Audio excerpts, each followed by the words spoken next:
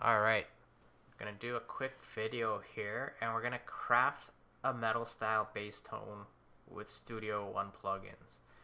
So, to begin, we're gonna start with some compression, but first let me show you the loop that I'm using. I made this quickly in Contact for this video.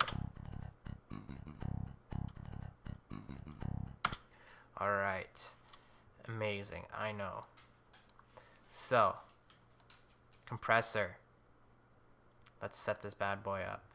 I'm gonna exaggerate the threshold so I can hear things. Set the gain at auto so it's not too quiet.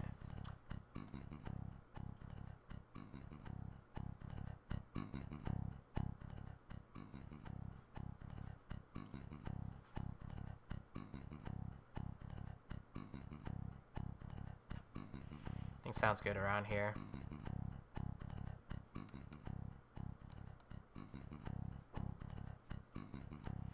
Around there works. Let's do a harder knee. Alright, let's move on. Let's insert a splitter here. So we're going to insert a splitter and we're going to set this into the frequency split at 200 hertz or so.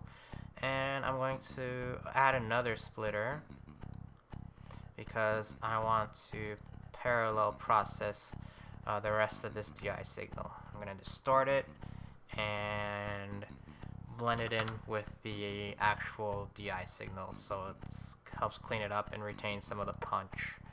So let's add some this and this, and we're gonna set these up here in these parallel processes, and I'm gonna show you when I mute this it's just the DI. When I turn these on it starts to change the signal because now we're parallel processing what's going on. So this is Ampire, and it's the built-in amp sim that comes with Studio One, and I have the Ampire XT pack. So let's dive into this because we're doing a metal tone.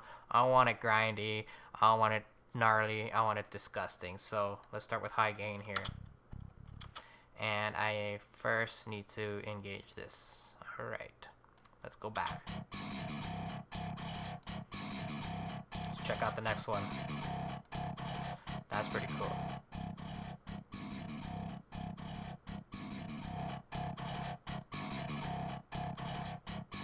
I'm gonna go with this one.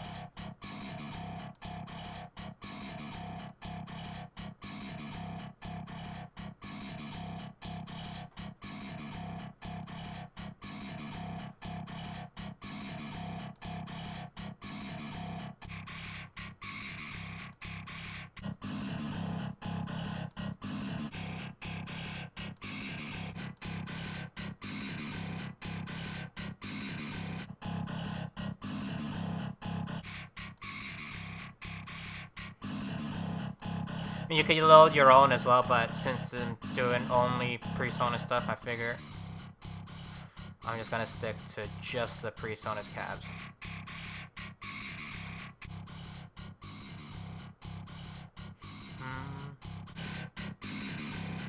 Yeah, I like how grindy this one is.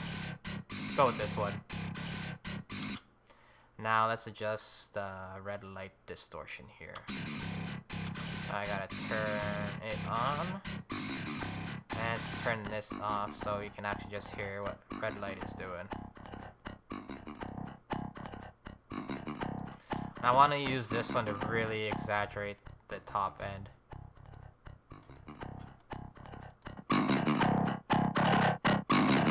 There we go.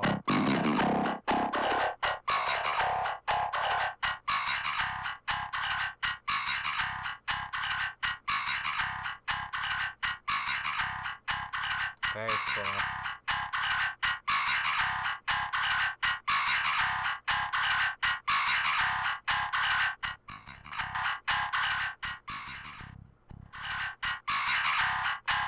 Cool. So yeah. Now let's turn this back on. That's a little too.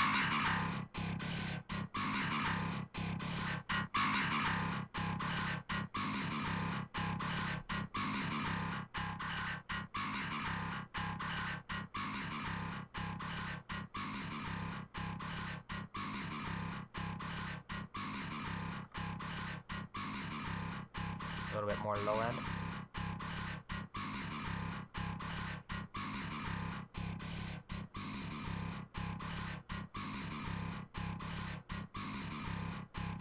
I think around there is pretty cool. Now let's add a EQ and clean this up a little bit. Oh, wrong EQ.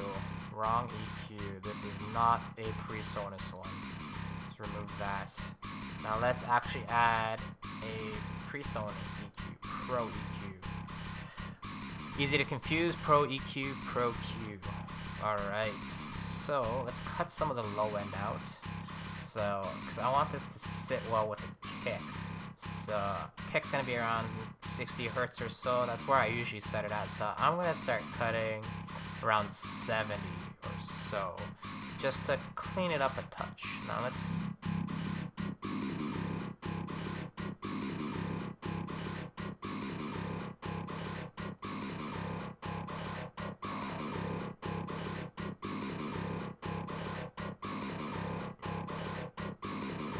Not really liking what this is kind of adding to that, so let's cut a little bit of that out. Yeah, I like how that cleans it up. I don't want it to be too much, so let's play around with the Q here.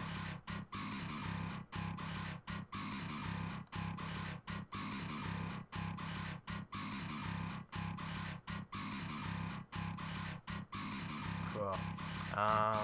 Let's do a cut around 4,000. 4,000 is always a nasty area when playing around with digital distortion. So let's get this real tight. Let's... Oh yeah, you hear that? That is just disgusting. Let's just annihilate that.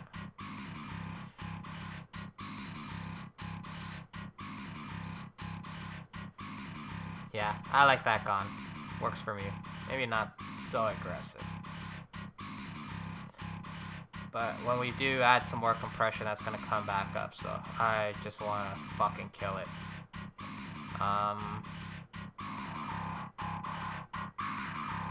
Yeah, around here. Let's give her some of that. That's around like 800 or so. Starts to get a little boxy there. And it's going to just clutter up the guitar, so might as well just get rid of some of it right now.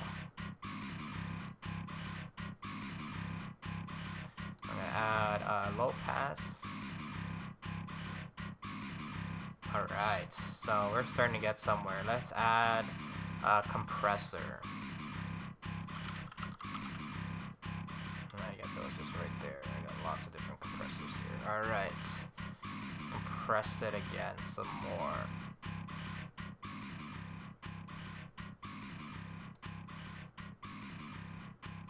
I want to flatten it out a little bit more than before, so I'm gonna have a little bit of faster attack. I'm gonna keep the release around where I had it before.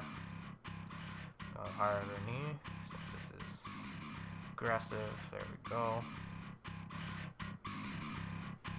Use that just to bring it back up. Alright. I want to add another EQ. So, actually, let's see what is in Presonus. There's no, like, vintage style EQ or anything. Channel strip. No, I don't want this. I don't want this remove. Okay, we're just gonna add another instance of Pro EQ. So yeah, let's do this.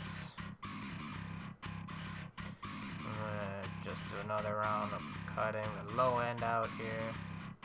Just the very rumbly bottom end. Now, let's maybe annihilate 4K a little bit more again. Around there, see.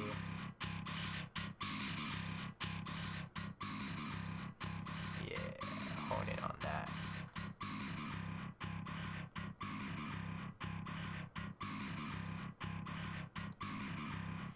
Yeah, there we go.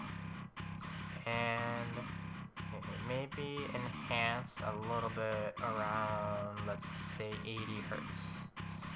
Let's bump it up a little bit there. Let's tighten this up and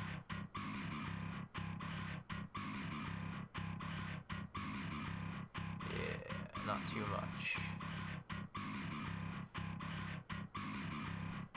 I think that'll be good. Maybe yeah, around there. A little bit more. 80. Yeah.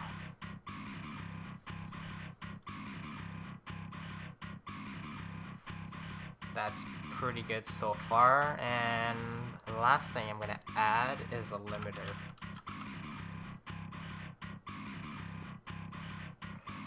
And let's crank the input here.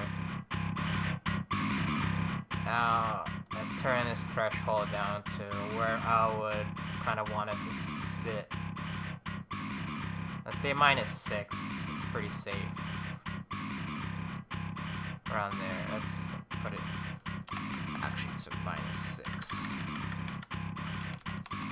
-6. There we go. Let's bump this up. And I'm just looking at the meter until it's just not moving too much. So, that's it. Let's turn off all these inserts. As with nothing, and then after, turn it off. That's just the base DI, and then pretty cool. That's a quick way to create a bass tone in Presonus Studio One with using only the built-in plugins that come with it. So until next time.